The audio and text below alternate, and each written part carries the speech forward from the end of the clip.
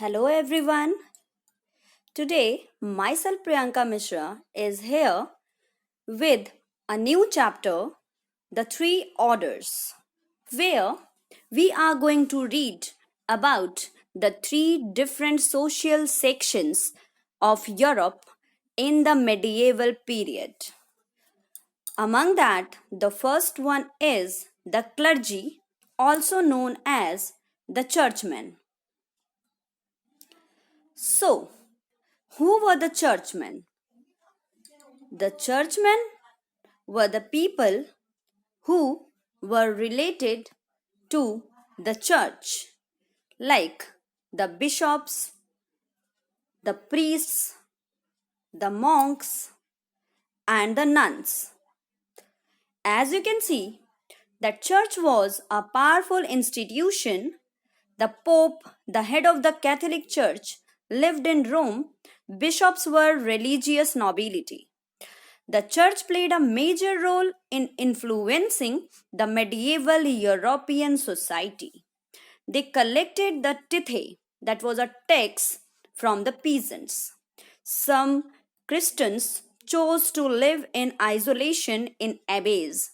Abbey, which is derived from a Syriac word Abba, that means father. An abbey was actually a place to live for monks and nuns. It was governed by an abbot or an abbess. The Christians of Europe were directed bishops and clerics of church. They made the first order of the feudal society.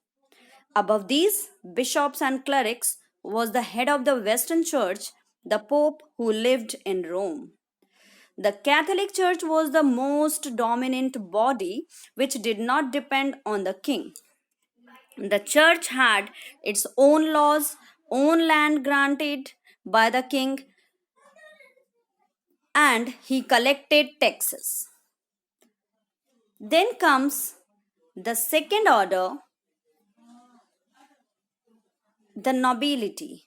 But before that, the churches had villages under their control where people gathered on Sunday for prayer and listened to the sermons of the priests. Men who became priests could not marry, serfs, the physically challenged, and women were not allowed to become a priest. The bishops were nobles in religious field. They owned lands like lords. They had vast estates and lived in grand palaces. The church collected one tenth of share from peasants' produce every year, that was known as the tithe. Several rites and rituals of feudal nobles were copied by church to increase its influence. The act of kneeling while praying with hands clasped and headboard was identical to knights' act to take woe for their lord. The term lord for God was also adept from feudal customs. Now, the second order was the nobility. The nobility possessed a central role in the social processes. They had control over land, which was the result of old custom known as vassalage. The nobles of kings were big landholders and they used to be vassal of the king, whereas the peasants were vassal to the landowners. In that tradition, a noble accepted the king his seigneur or lord in all matters, and king had to give a mutual assurance that he would protect the vassals. Under that link, both seigneur and the nobles had to make vows with the Bible in the church for loyalty in their works. The vassal received a written charter or a staff or even a clod of earth as symbol of land granted by his lord. The nobles enjoyed several privileges. They had judicial powers and even right to issue coins. They also had power to raise their army known as feudal levies. A noble was lord of each and every person settled on his land. He possessed huge tracts of land, which included his residences, his personal field, pastures, and the fields of peasants or tenants. It was known as manor. The peasants cultivated their fields, worked as cultivators on his fields, and as the foot soldiers in time of military need. So, this whole property owned by a nobility was called as the manorial estate. A lord was known as manor house in feudal society. He would control peasants' village in the manorial estates either in small number containing few dozen of houses or in large numbers consisting of around 50 to 60 houses of peasants. The manorial estates were self-sufficient economic centers which each and every requirement of daily life was fulfilled in the estates. The grains were grown in the field, blacksmiths and carpenters maintained the lord's equipments and refurnishing the ornaments, whereas stone masons managed their buildings. The women prepared fabrics and children worked in lord's wine presses. The estates consisted of woodlands and forests where the lord did hunting. The estates also contained pastures. The church was part of estate and the castle was there for defense. Where knights lived in England, the castles were developed as center of administration and military strength under the feudal system. Now the third order, the peasantry, they were of two types, free and unfree. The third order consisted of vast majority of people which were mainly categorized under free peasants and serfs. Who were the free peasants? The free peasants were those who had owned lands but worked as tenants of the land. They had to give military service for at least 40 days in a year. They had to work on Lord's fields for 3 days, generally in a week, in the form of labor rent. Together with this, they had to provide unpaid services for works like digging ditches, gathering firewood, building fence, and maintaining roads and buildings. Women and children had to do several tasks together with work on fields like spinning thread, weaving cloth, making candles, and preparing wine from grapes. The free peasants had to pay a tax that was known as tele to king, from which clergy and nobles were exempted. Now, who were the serfs? The serfs tilled the land of Lord. Most part of the produce was submitted to the Lord. They had to work on the lands of Lord without any wages. They were not allowed to leave the state without a prior permission from the Lord. The Lord claimed several monopolies at the cost of his serfs.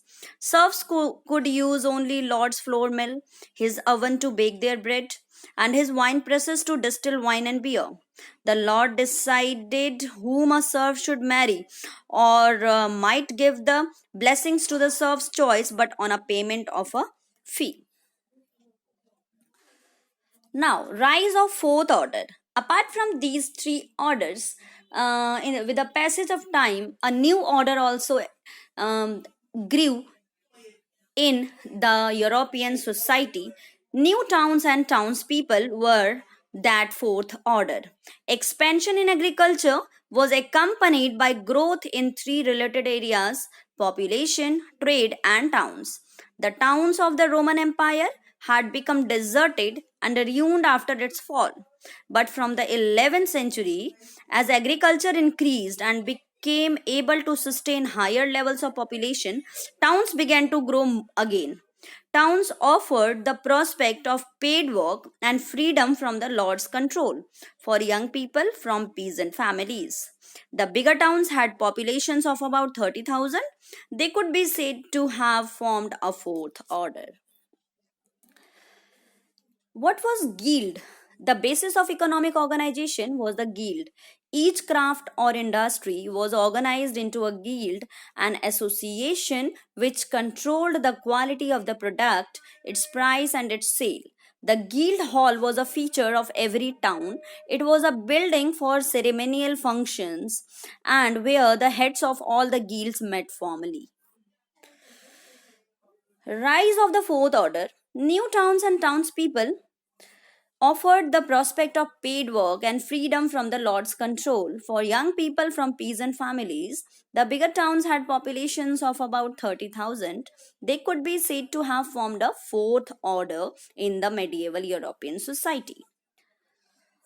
Peasants who had surplus grain to sell needed a place to sell them, which led to the growth of selling centers where people could buy tools and clothes. Periodic fairs and small marketing centers came up, which developed features of modern towns. So, the fourth order, the new towns and townspeople, where you can see that population growth in Europe 1000 AD 42 million, in 1200 AD 62 million, and in 1300 AD 73 million. Better food also increased the lifespan by 10 years. Deserted Roman towns started to grow again when agriculture increased and was able to sustain higher levels of population. Peasants who had surplus grain to sell needed a place to sell them, which led to the growth of selling centers where people could buy tools and clothes.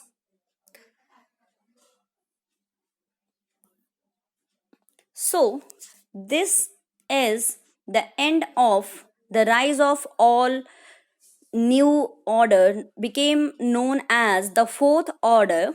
So over and all we can say that these four orders actually made the main characteristic and feature of the medieval European society. So that's all. Bye bye.